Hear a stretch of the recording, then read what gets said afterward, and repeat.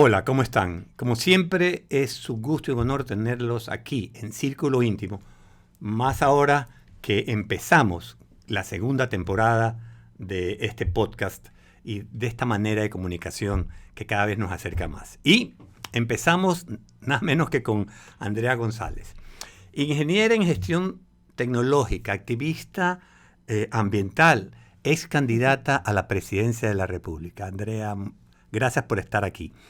Y como tú sabes, este no es un podcast de política. Así es. Es un podcast de personas, de la gente, parte humana. de la parte humana, pero en vista que tú eres una persona que se dedica a la política, empezaremos por ahí. Que me ha tocado. Sí, claro.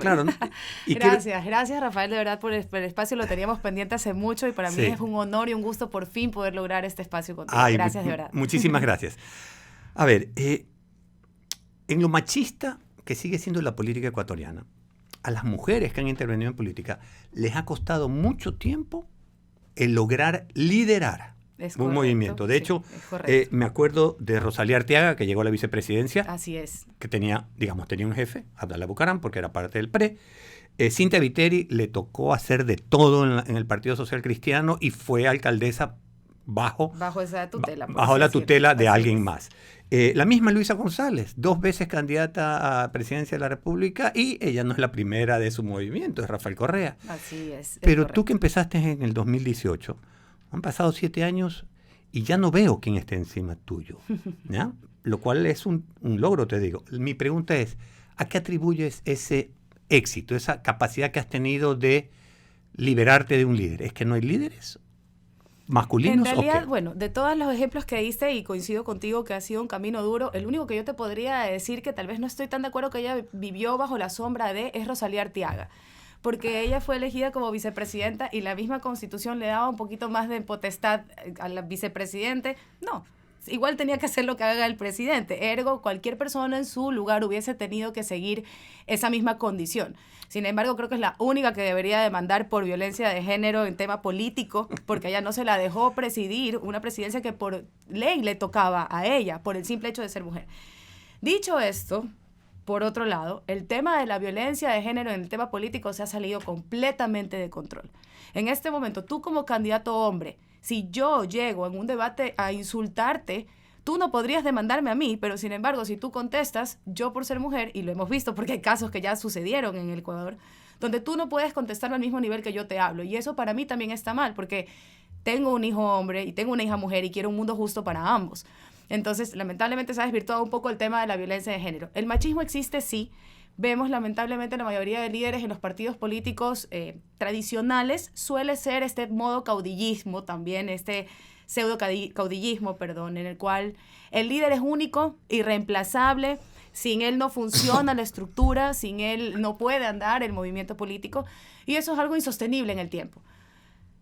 No es porque Fernando no esté, por el contrario, fue porque Fernando estuvo al lado mío, que yo te puedo decir que, y por cosas de la vida hay videos de eso, él te habla de que él no escoge una compañera de fórmula porque se lo exige el TCE, porque cuando nosotros anunciamos nuestra candidatura presidencial y vicepresidencial todavía no era requisito. Incluso recordemos un Young Topic que se había lanzado con Freire y luego tuvo que cambiar al candidato. Y él lo dice en un video, yo no creo que las mujeres son utilitarias en los proyectos políticos, yo creo que ellas merecen su espacio de lucha. Recordemos que Fernando venía de una izquierda de lucha que luego va transformándose en un centro casi derecha, podríamos decirlo. Pero esa es la escuela en la que yo me inauguré como tal. Y ese rol de vicepresidencia, en ese espacio que se me dio al comienzo, siempre tuvo una importancia mucho más allá de ser un adorno, ser accesorio. Venía con el tema de la sostenibilidad bajo el brazo, que era algo importante de la visión de quien yo estaba acompañando como presidente. Entonces, aporte nuevo, un aporte... Así es. Entonces, en primer lugar, siempre pude participar en un lugar donde me dieron ese lugar. Nunca fui accesorio. Y por supuesto, después de lo que me tocó vivir, simplemente cuando te toca agarrar al toro por los cuernos y no tienes que decir que él es el líder, sino que te ven como al líder, esto empieza a sumar fuerzas, que creo que es lo que debería ser sostenible a largo plazo en la política. Ok, porque creo que, y estoy totalmente de acuerdo contigo, es momento de romper esta lucha por la igualdad de las mujeres, haciendo que sean iguales. Así es, y como ni dices más tú, ni menos. Ni más iguales, ni menos. Así es. Capaz, presidente de la República, el que sea el mejor, sea Así es. hombre o mujer, alcalde o alcaldesa, el que sea mejor.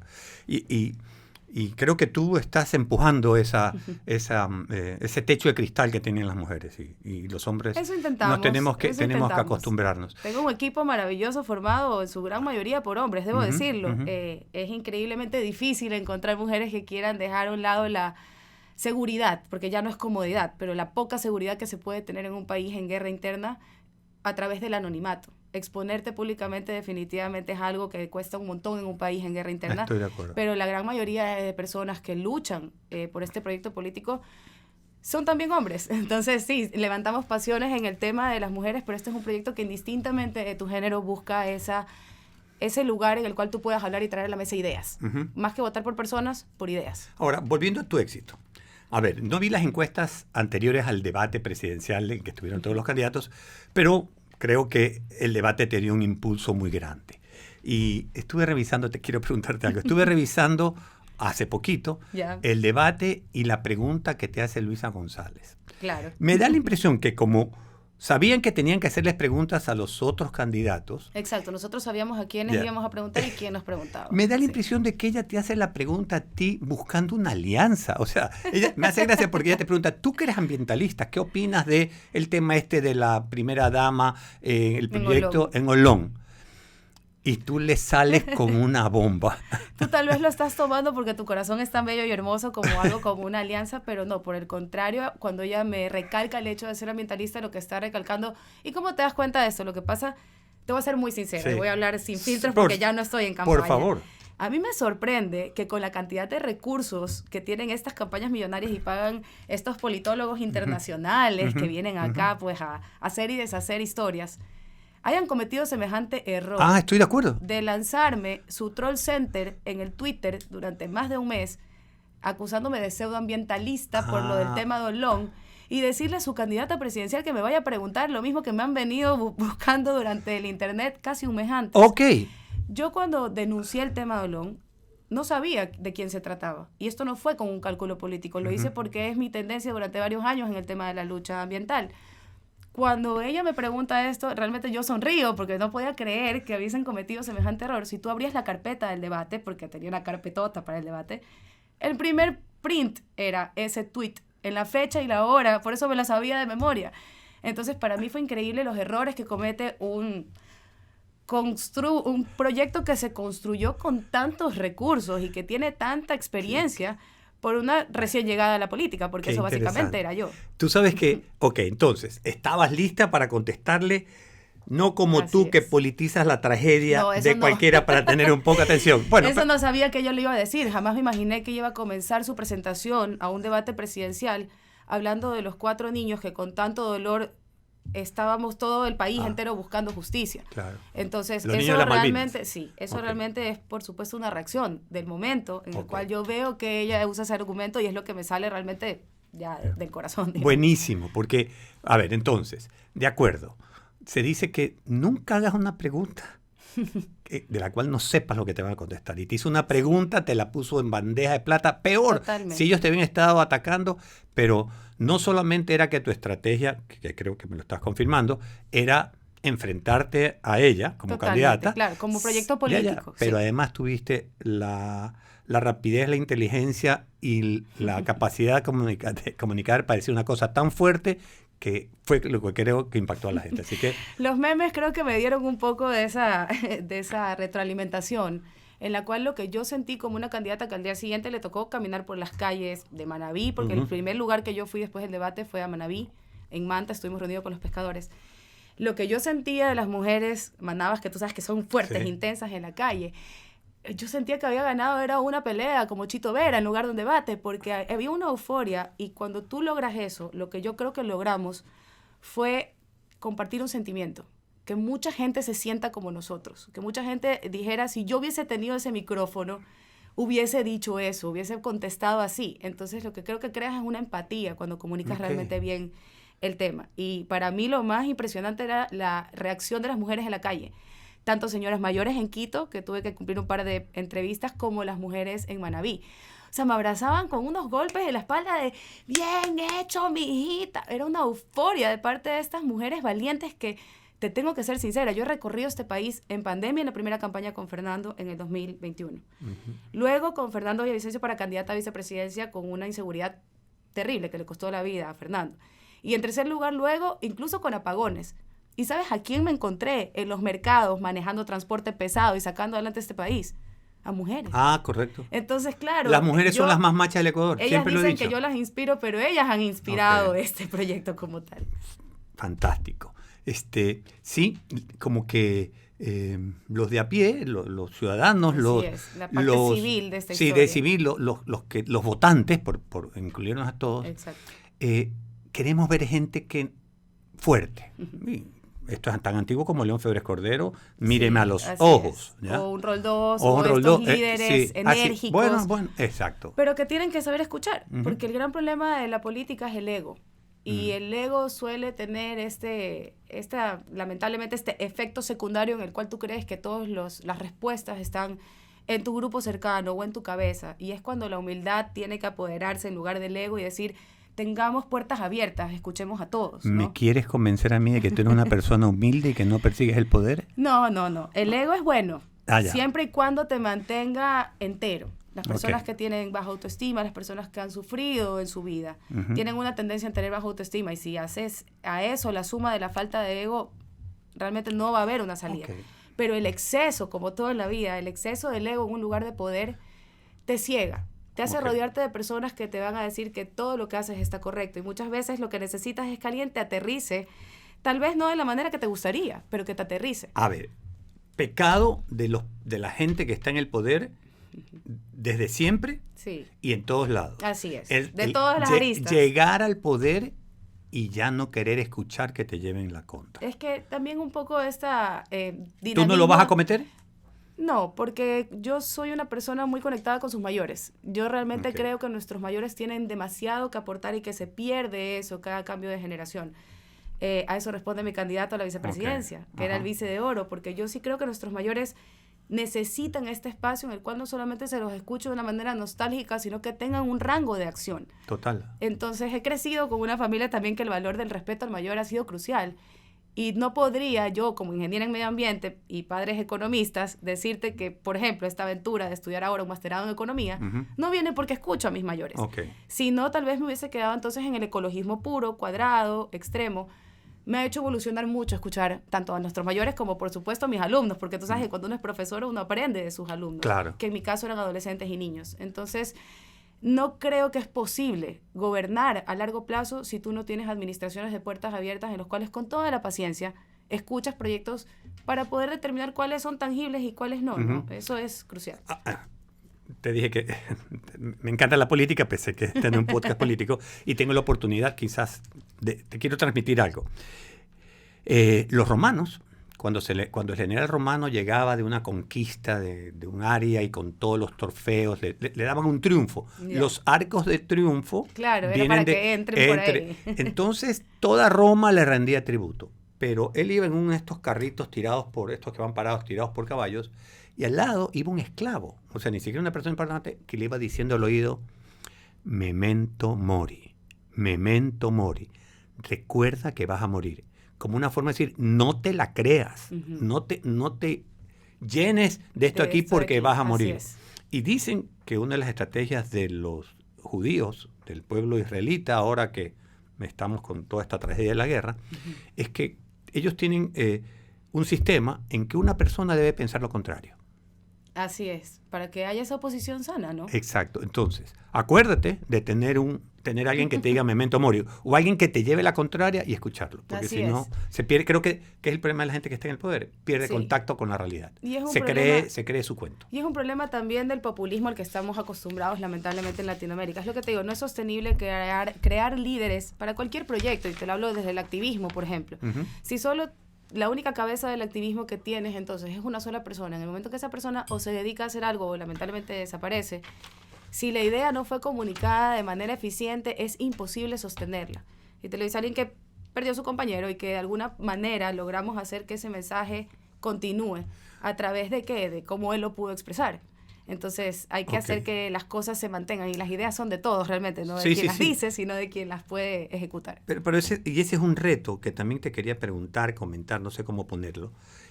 La falta de partidos de estructura. Bueno, el problema de nuestro Ecuador, el problema de nuestro país es que no creemos en las instituciones. No hay instituciones llamadas partidos políticos a los cuales uno se pueda adherir y que la institución sea más grande que la persona. No, aquí las personas son más grandes que las instituciones. Sí, y a ti correcto.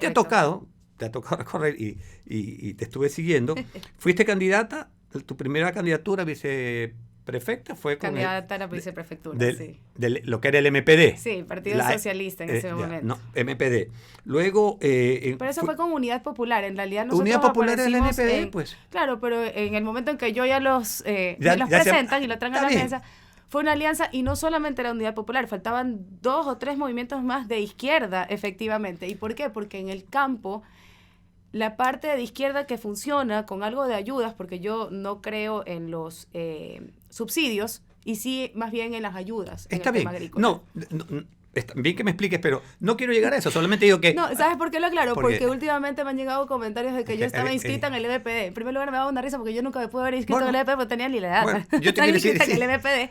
Y en segundo lugar, porque esa participación para la viceprefectura del Guayas no solamente fue Unidad Popular, eran 2 listas más. Está bien. Y luego con Fernando, con Montúfar, incluso fue con el Partido Socialista. Eso te iba a decir, también el Partido Socialista. Así es. Construye fue antes ruptura de los 25. Así es. Lo que te quiero decir. Y yo siempre abogué porque en lugar de ir con Construye, fuéramos con Sociedad Patriótica. Sí. Pero Fernando decidió ir con Construye y luego yo fui con Sociedad Patriótica. En todo caso, te ha tocado peregrinar. Porque, y te entiendo, porque tú quieres llegar. Porque, y sumamente agradecida con todos, menos con Construye. Sumamente agradecida con todos por el espacio, porque realmente así se construye democracia. ¿Piensas hacer tu movimiento que perdure, que sea más grande que tú? No, la idea en realidad en este momento lo más práctico es hacer un movimiento local. El dinero, los recursos que se necesitan para hacer un movimiento nacional, pues pocas personas tienen la oportunidad de hacerlo y bien por ellas porque creo que se tiene que reescribir la historia. Por otro lado, yo no puedo dejar de puntualizar la ignorancia de los electores frente al código de la democracia. Porque es una vaina de locos. Tú empiezas las elecciones y en ese Twitter todos son expertos en política y en el CNN, ¿no? Pero de todas esas personas que comentan y se pasan incendiando los partidos políticos, parece que ninguna ha leído el Código de la Democracia y no se ha dado cuenta que los partidos los obligan a participar. Claro. Si tú como partido no tienes candidato y no tienes una idea, tú no puedes ir donde el CNN y decir, ¿saben qué, señores? Esta elección, yo por honrado, por honesto, no quiero participar, prefiero dejar el espacio a quienes realmente tienen avanzado una idea o un proyecto. No, viene el CNE y los multa y les pone tarjetas amarillas por no participar. Cada elección que ellos no participan es una raya más al tigre, por así decirlo. Entonces, los partidos están sobreviviendo a un sistema que es hijo de una constitución chavista. Y la realidad es que ahí está el pescado del encebollado, si lo queremos ver así. Por otro lado, y hablando de Guayaquil sí tuvo un partido que nos inspiró a todos. Y te digo que yo era una persona que se inspiraba con un León Férez Cordero. Yo te podría decir que me consideraba una chiquilla del Partido Social Cristiano cuando tenía 6, 7 años. Crecimos con eso muchos acá. Y la traición que se siente, por decirlo así, al poner todo, a ir a marchas, a apoyar, a dar con todo, sí te deja una secuela. Guayaquil no era así. Guayaquil tiene un resentimiento, un trauma, por lamentablemente, o sea, salir a gritar fuera, correr afuera, pero luego darte cuenta que esa persona que te invitaba a la marcha transaba con este partido mismo. Entonces, hay heridas que sanar en Guayaquil, pero sí hay líderes políticos. En Quito, lamentablemente en Quito ahorita hay una falencia de líderes políticos, pero hay toda la estructura y más bien organización civil que Guayaquil no perdió, que está en proceso de recuperar, vamos a decirlo así, porque claro, la herida es profunda. El guayaquileño salía con todo a la calle. Yo fui a cuantas marchas blancas, celestes, de todos los colores. Y era parte de nuestro acontecer, era esa fuerza guayaquileña que nos llenaba.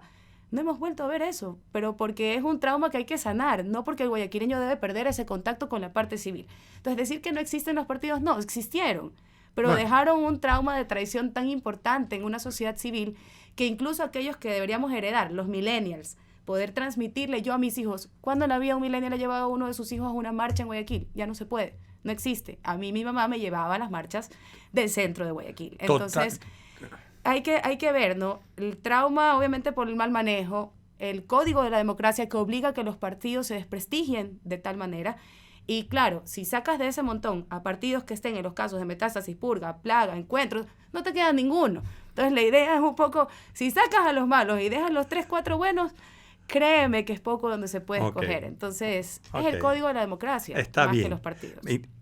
Buenísimo, me has instruido mucho. Y hay tantas cosas que quiero preguntarte. Espérate, pero nos tomaría tanto. El orden de los frijoles no afecta a la menestra. No importa, pero lo que pasa es que esta sería una menestra de 3 horas y no tenemos 3 horas. Vamos a hacer aquí. Óyeme, pero entonces, espérate. Algo sí que creo que me quiero ir por el lado de las mujeres. A ver, por los trabajos que he hecho y mis viajes a Quito, siempre me he fijado en las mujeres que hacen política. Uh-huh. Y lo que yo he visto, que puede ser equivocado, es que las mujeres que están en política, en los aviones entre Quito y Guayaquil o en algunas cosas que he estado, se las ve mucho más tensas y más ocupadas que los hombres. ¿Ya? Están con 2 teléfonos, a una que me tocó al lado, están organizando varias cosas y un hijo le reclamaba que era mala madre. No oí el reclamo, pero la oí decir, no soy una mala madre, todo lo contrario, soy una excelente madre. Y pensé, pobre ser humano, pobre todo, porque está, o sea, como que se les exige más. Creo que además tienes que demostrar que eres mejor. Los otros están sobrados. Sí, es difícil. Funciona así, cuéntame. El kit. ¿Cómo lo he llegado yo a descifrar? ¿Cómo lo has sentido sobre todo? Como comunicadora, porque esa es la ventaja que tengo yo sobre algunas personas en el tema político. Para mí es muy natural comunicar. Yo tengo que comunicarle a todo el mundo, adolescentes, niños, mayores, rurales, urbanos. A eso me dediqué toda la vida. Cuando tú te das cuenta que la imagen de la mujer en la política es mucho más que un cascarón, que la profundidad de lo que demuestra el cascarón, sí puedes manejar este marketing que tal vez si no tienes la suspicacia de verlo como yo lo veo, te puede comer vivo. Y entre paréntesis hay que decirlo, toda madre trabajadora sacrifica 8 horas de su día de la casa. Y cuando decimos que estamos haciendo todo al mismo tiempo, no es cierto. Uh-huh. Si yo estoy en casa, me estoy perdiendo el mundo afuera. Y si estoy en el mundo afuera, me estoy perdiendo la casa. Se llama costo de oportunidad en economía. ¿Correcto? Lo que yo puedo ganar afuera tiene que ser entonces tiempo de calidad cuando estoy en la casa. Y cuando estoy en la casa entonces no me puedo desconectar del mundo porque en el momento que salgo me van a entrar como punching bag. Y es algo que yo le decía, o lo conocemos las embarazadas como el baby brain, que cuando tú estás embarazada y regresas al mundo laboral es un choque terrible porque tu cerebro está en otra velocidad y en otro tiempo. Y uno se siente tonta, uno se siente, lo perdí todo, o sea, ¿qué parí el cerebro? No es posible. Y poco a poco te das cuenta que es simplemente acostumbrarse. Yo creo que el punto de equilibrio está en el balance. Creo que a muchas madres, y desde hace tiempos ancestrales, les tocó, por ejemplo, irse de este país para sostener a su familia y dejar a sus hijos siendo criados por los abuelos. Son familias reconstruidas con un modelo de familiar que es sostenible financieramente. Es lo que se tuvo que hacer.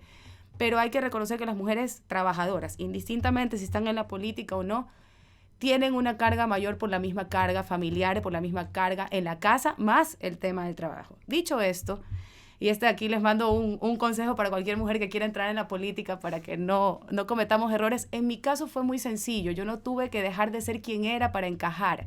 Siempre fui una persona, y no estoy diciendo que esté bien, ojo, pero no soy muy buena con la moda, no soy muy buena con la ropa, tampoco soy muy buena con el maquillaje. No digo que no sea vanidosa, por supuesto me gusta verme linda, pero soy una persona que la dejas en Zara y me regalas ropa para comprar y yo no voy a saber qué hacer porque no sé para dónde agarrar, no tengo idea, en realidad no es mi fuerte.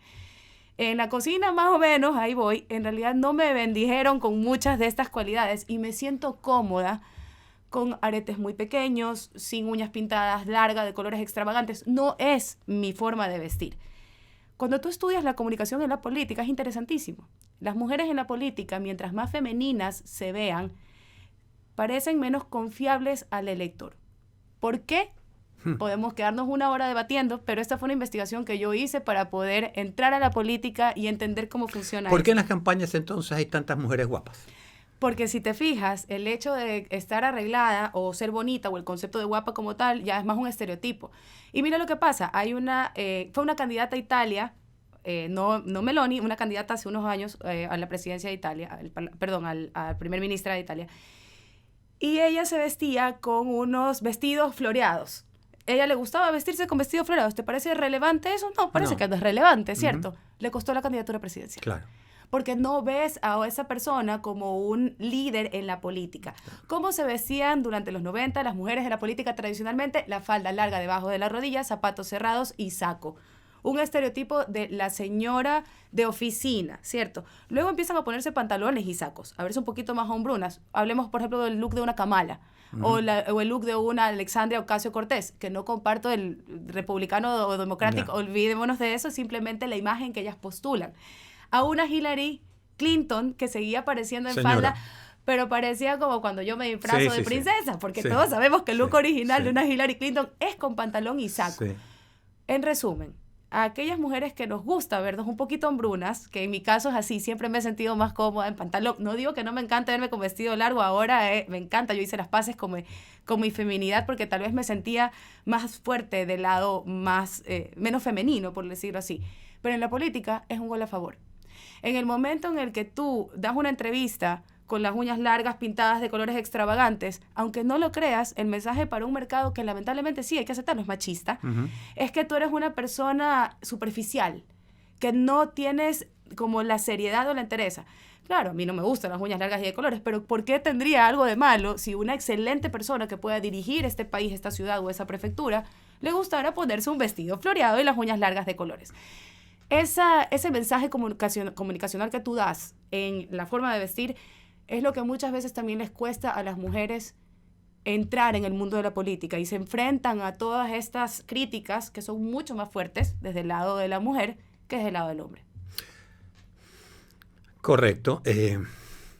Sí, de hecho, a ver, Luisa González se viste, sí, trata de ser un poco masculina, es una mujer... Un poquito masculina, pero sí, si te das cuenta, ella siempre ha sido así. Claro, sin embargo... Nunca la vimos en la asamblea cuando fue asambleísta de PSC con vestidos y cosas. Claro. Ella siempre tuvo ese look medio masculinoso, claro, digamos así.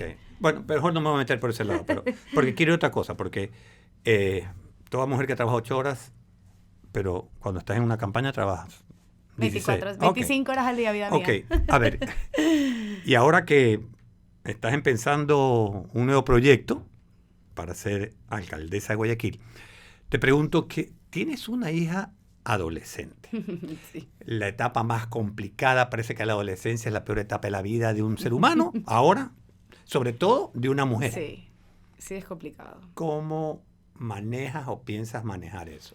Bueno, la vaca no se puede olvidar de cuando fue ternera. Ya. Creo que los adolescentes de los 2000 fuimos los únicos en crecer sin celulares y sin cámaras. Por suerte. En realidad, el nivel de experiencia que tuvo un adolescente hace 25 años no se compara al nivel de experiencia que tienen los adolescentes de ahora. Es decir, para ponerlo en creo yo le doy 10 vueltas. Porque nosotros cogíamos dedo en la Vía La Costa, nos íbamos a dedo al Río Centro, íbamos a fiestas pagadas en esa época de secundaria. Ah, me acuerdo. La entrada eran $5 y uno entraba a un barril de vodka con Tampico. Sí, y se daban puñetes. Yo tenía que sacar a mis hijos. No estoy diciendo que hay que hacer eso, no me malinterpreten. Sí. Todo lo contrario. Estoy diciendo que lamentablemente, así como mis papás que crecieron en los 80s, pudieron parquearse en el Parque de Urdesa, pues, y no pasaba nada, no es que ahí la policía venía, aquí no se puede libar. Sí.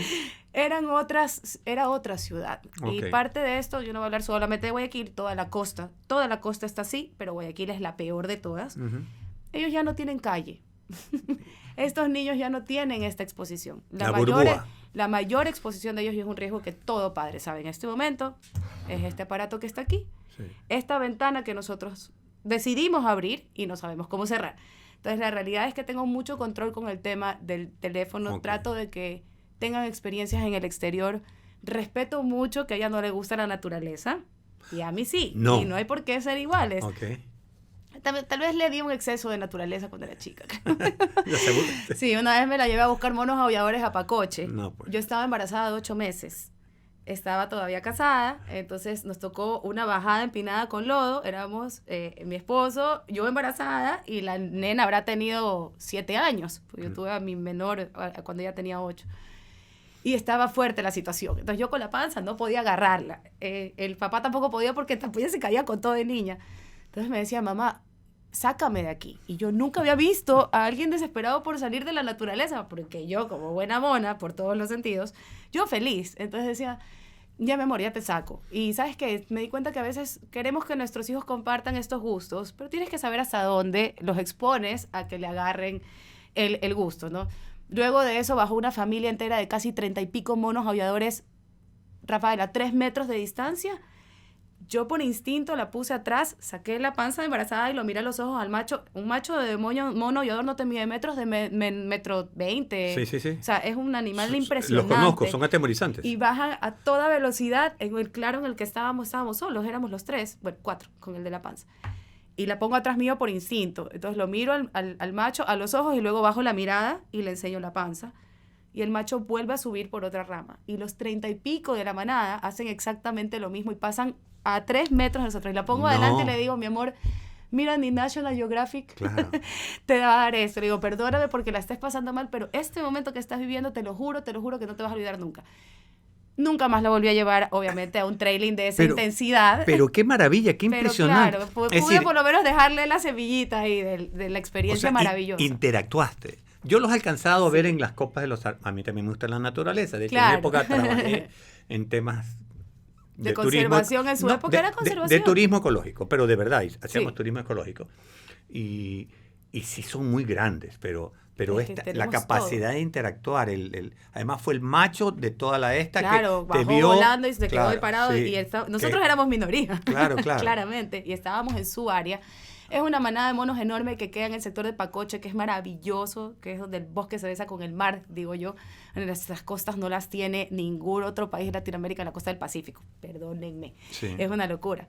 Bueno, Colombia, pero es una zona muy pobre y muy abandonada de Colombia. Realmente la costa pacífica de Colombia, te da pena.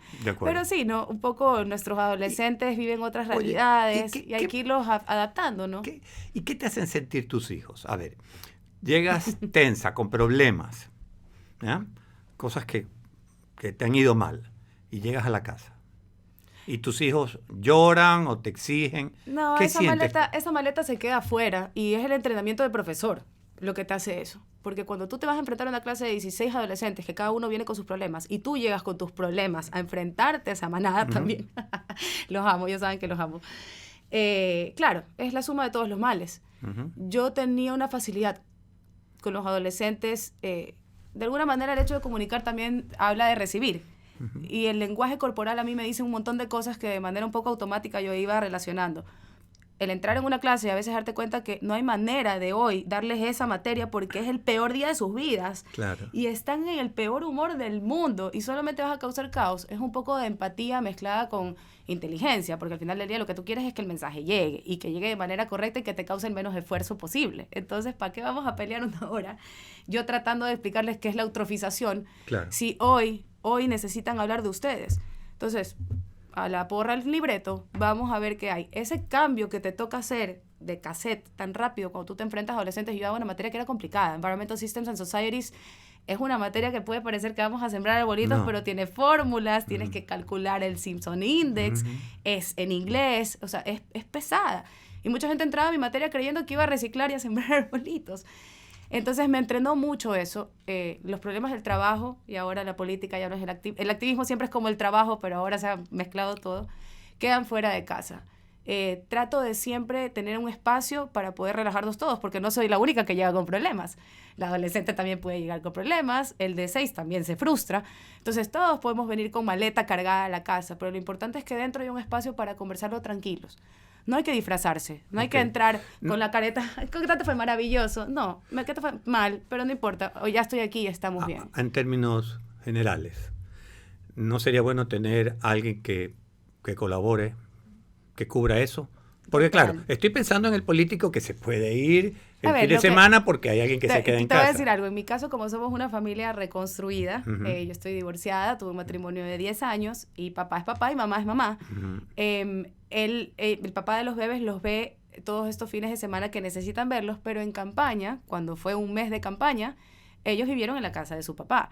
Porque ¿para qué los iba a tener yo en la casa? Aprovechaba justo, estaban de vacaciones, era un momento ideal para que incluso pasen más tiempo juntos. Entonces fluyó de una manera muy maravillosa. Por supuesto, mi hija mayor, y no voy a disfrazar las cosas, cuando pasó lo de Fernando, a ella la llamaron a decirle, le dispararon a tu mamá. mi hija tiene una historia que contar también. Dios mío. Y luego de eso, cuando yo me lanzo a una campaña presidencial, que fue un año después, ella ya era mucho más consciente del tema y por primera vez me abrazó y ella es un poco dura, la vi llorar y me dijo, por primera vez sentí miedo de perderte de verdad. Sin embargo, nosotros en la campaña nunca tuvimos una alerta específica o puntual que hubiese podido detonar ese miedo, pero estoy consciente de lo que ella tuvo que vivir. No solo ella, mis padres también.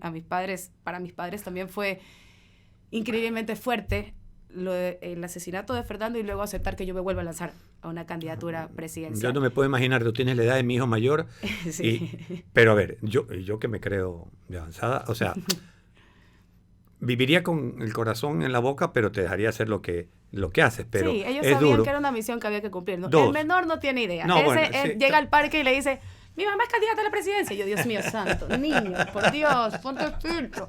O sea, él pretende que le abran las puertas porque él es el hijo de la ex candidata a la presidencia. No, yo bajándolo como globo con helio. Mira que cada uno, qué maravilla los hijos que vienen con un cassette totalmente diferente. Son un chip totalmente distinto al tuyo y al de ellos mismos. Sí, o sea. Espérate, entonces, primero, te llevas bien con tu ex esposo, le hablas de una familia reconstruida que... Tiene una esposa maravillosa, pero me llama, ha aceptado a mis hijos de una manera increíble. ¿Cómo se hace? Porque si algo no sabe hacer la gente de Guayaquil, es divorciarse. Sí, definitivamente. Mira, creo que el divorcio debe ser la manera para no volver a pelearte con esa persona. Y yo de manera jocosa digo, yo me divorcio para no pelear. ¿Por qué? Porque hay mucha gente que se divorcia para pelear de por vida.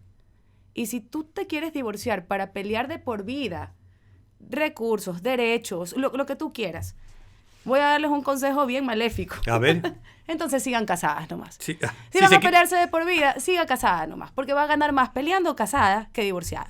Pero si ustedes quieren realmente ser mejores personas separados y poder cumplir el rol de padre y madre, tal vez no de la manera original, pero de una manera que funciona, que es lo que hablamos cuando hablamos de una familia reconstruida. ¿Qué me estás diciendo?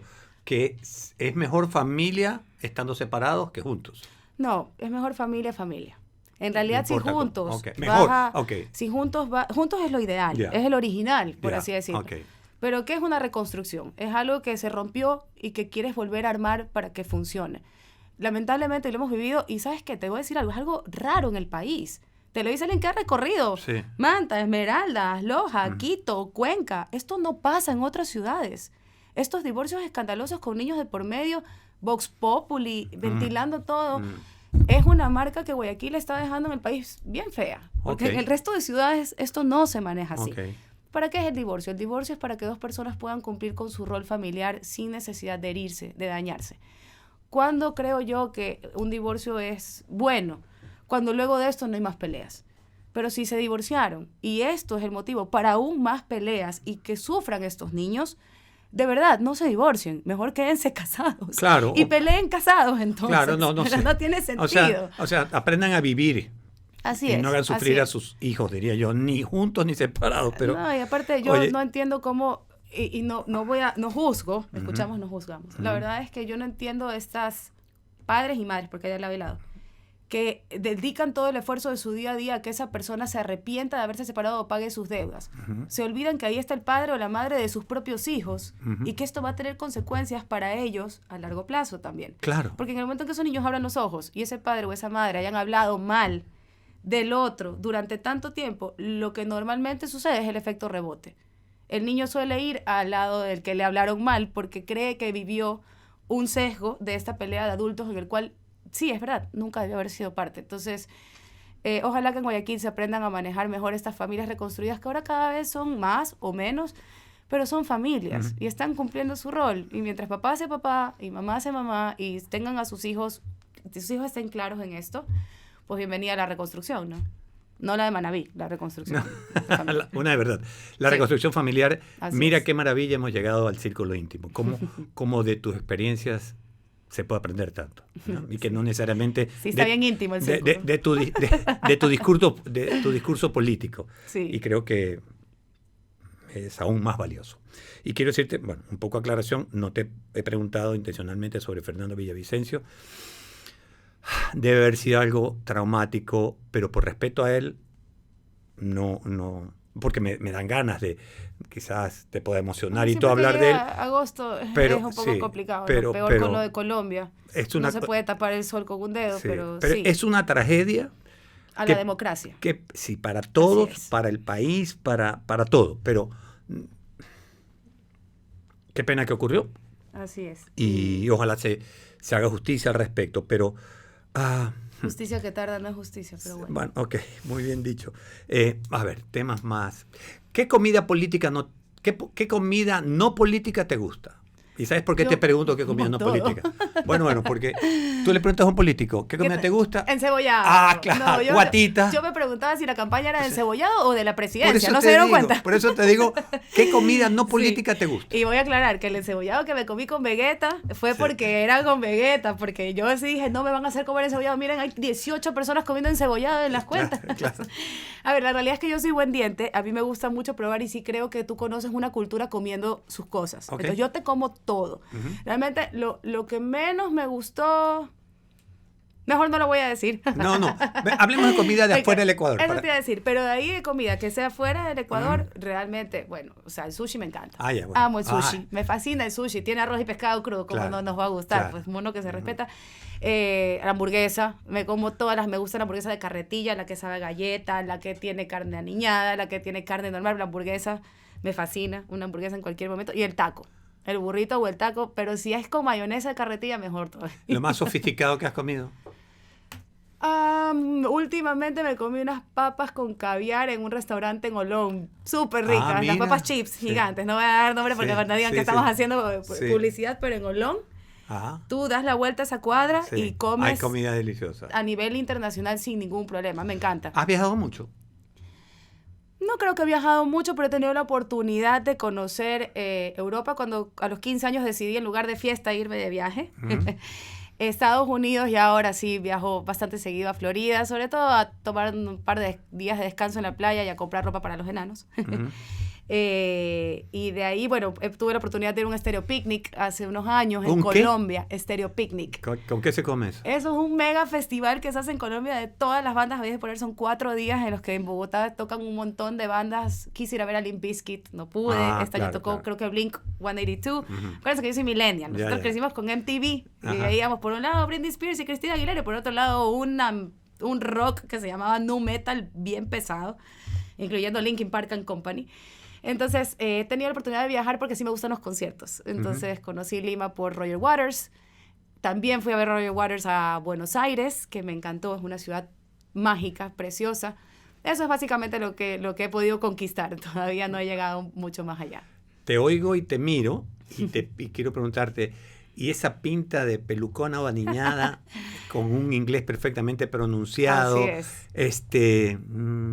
¿Cómo funciona en política? Bueno, ¿Cómo funciona al con los comienzo electores? al comienzo fue un tabú que romper. Es más, todavía en redes hay quienes dicen que yo vivo en San Borondón y me da una risa porque yo nunca he vivido en San Borondón. Pero la realidad sí te juega en contra el hecho de ser una mujer joven. Empecemos por ahí. Claro. Lamentablemente el color de ojos y el color de piel tampoco ayudan mucho.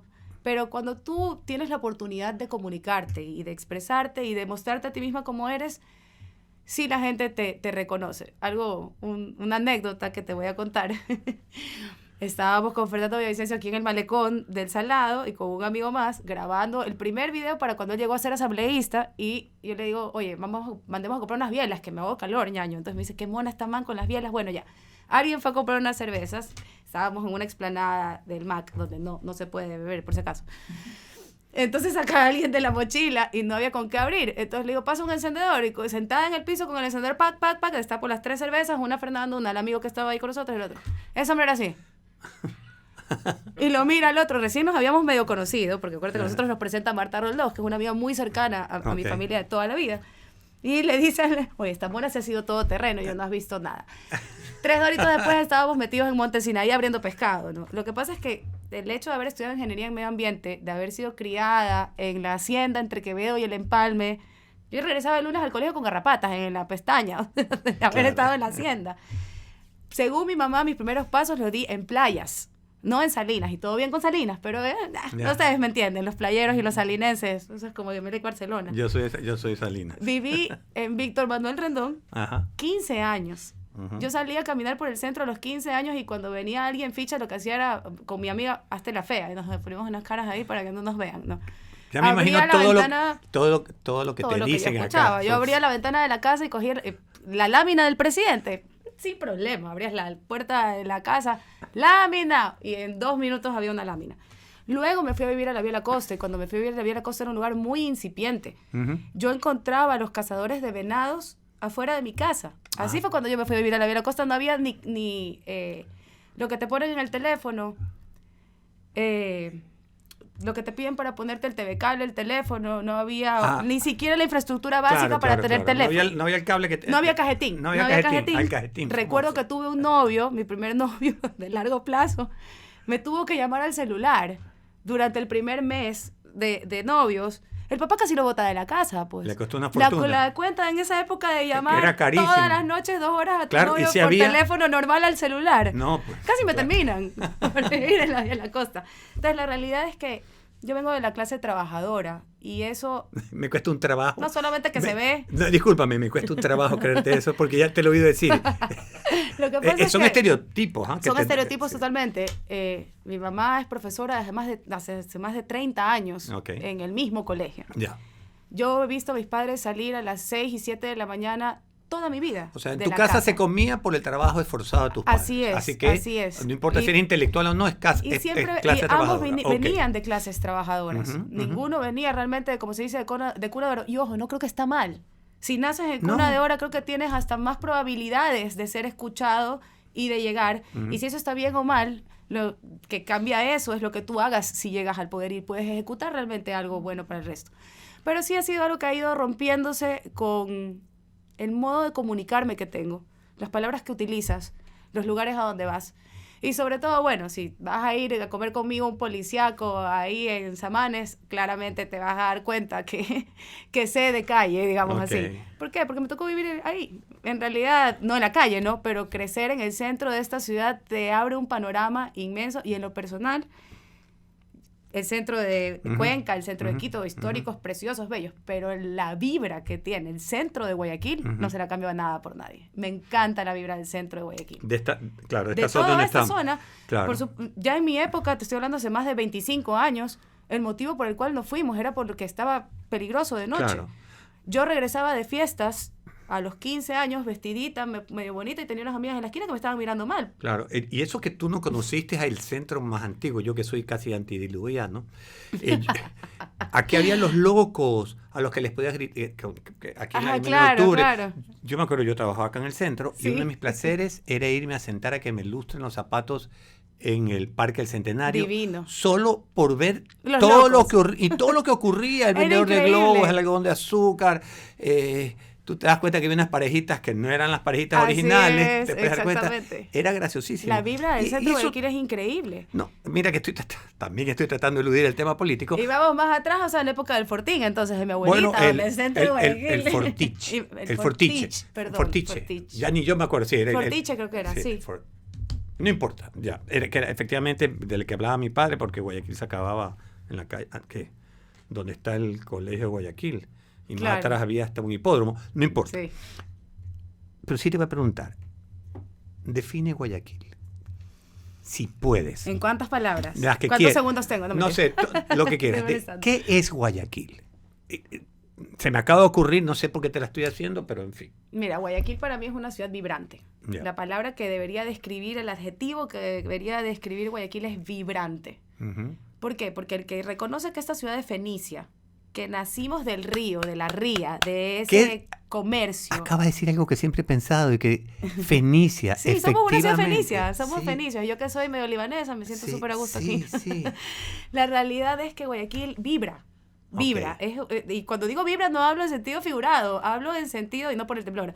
Guayaquil vibra con cada... Agárrense. Guayaquil vibra con cada desembarco. Guayaquil es el clásico del astillero porque fue el astillero probablemente más importante de todo el Pacífico. Sí. Porque cuando los europeos vinieron acá y se metieron a ese bosque seco tropical y encontraron que la madera de bosque seco tropical era más resistente que la europea para construir barcos, dijeron, hostia, ¿pero qué es esto? Tienen aquí el estero, tienen la ría, porque sube y baja con marea, la salida al mar, un cerro donde puedo estar de Guachoquimí para ver cuando vengan los piratas. Guayaquil existe por sus activos ambientales, porque ahora ya les llamo activos ambientales, porque debemos reconocerlos como eso. Ya Son me activos. perdiste ahí, ya me perdiste. No, mentira. Sí El entiendo. estero, Sí. la ría y los cerros no son adorno. Ujú. Son cosas que deben significar el movimiento económico local de Ok, Guayaquil. ok. ¿Por qué? Porque somos vendepiedras. Ya. El que baja del barco lo vende en el semáforo. Del semáforo llega algo a la bahía. Y de la bahía algo llegará a la tienda. Pero tú sabes que el guayaquileño donde pone el ojo ya puso el precio, ya lo vendió, ya se acabó. Y nos pasó en pandemia. Recordemos lo que era poner algo de negocios en el tema de la pandemia. Cuando tú querías mandar a hacer las bandejas, ya el otro pana ya estaba distribuyéndolas. Claro, claro. La gente salía a las calles a vender. Y eso es a vender vibra. las Mascarillas, sacaban las mascarillas, la bandeja Claro, de metal. claro, claro. O sea, y si tú no reconoces eso y no entiendes la vibra de Guayaquil, te vas a chocar. Nunca he entendido por qué, como veo que pasan en ciudades tan bien vibrantes como por ejemplo Miami, que es caótica, por si acaso, cuando hablamos de Miami, no hablamos de un ejemplo a alcanzar, sino de errores que corregir y cosas que sí también se han hecho bien allá, ¿no? Donde, por ejemplo, estos camiones de comidas o los food trucks tienen accesos a lugares públicos seguros, tienen reglas para no contaminar, para no ensuciar, todo lo que tiene que hacer es promueves economías locales. Guayaquil quiere manejarse casi como un Quito, y con todo el amor que le tengo a Quito, mi novio es de Quito, Quito recibe mucho flujo estatal y por ende tiene más control y las cosas se pueden hacer un poquito más de manera burocrática, pero en Guayaquil no. En Guayaquil no se puede burocratizar el movimiento económico de esta ciudad. Y lamentablemente estamos en una guerra contra economías criminales también. Estoy 100% de acuerdo que el SRI, que el municipio, que cualquier autoridad ponga los ojos sobre aquellos que no han pagado las tasas, que deben los impuestos, por supuesto que sí. Pero en este momento hay que entender si es que haciendo eso no estamos subándole uno más a la fila del chulquero que recibe plata del narco, que recibe plata del oro ilegal. Entonces, Guayaquil tiene que entender que su función también como ciudad fenicia es darle un poquito de aire a este ecosistema que está manteniendo esos trabajos. Ya ni siquiera hablemos de trabajos completos o seguros o totales, sino por lo menos que no son mafia. Claro. Permíteme, quizás alguien puede estarse preguntando qué significa que es Fenicia. Por lo que yo sé, es que los fenicios fueron los primeros grandes navegantes en el Mediterráneo. Eran donde ahora actualmente queda Líbano. Uh-huh.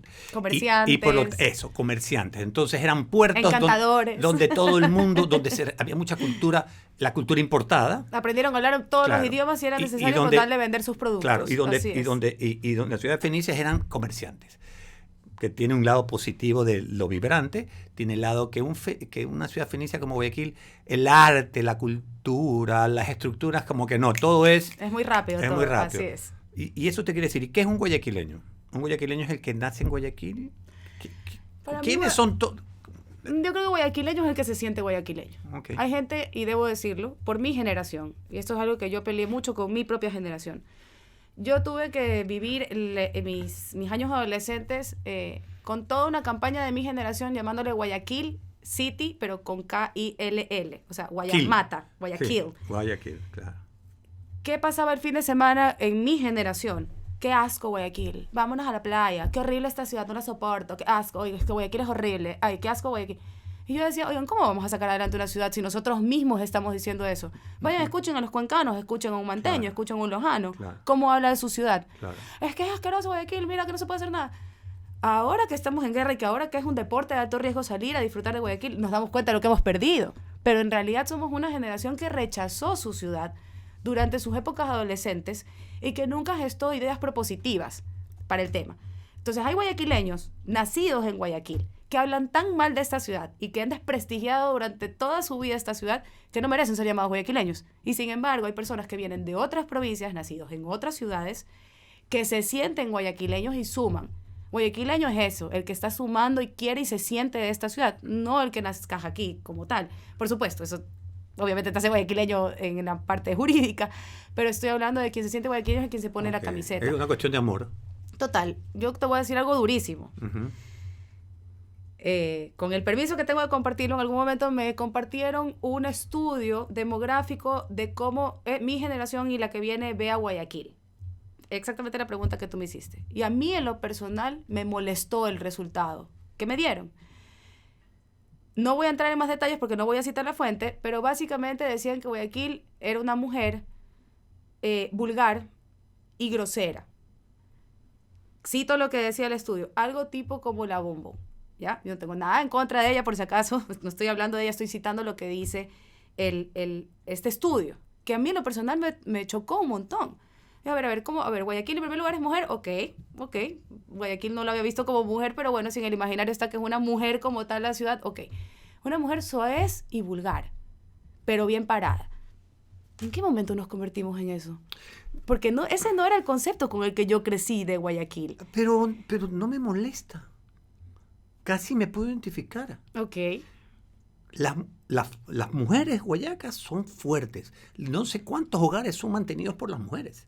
Algunos. Y no por hombres que tuvieron 2 o 3 mujeres y que están bebiendo. Todo, exacto. ¿Ya? Bebiéndoles a cada santo una vela.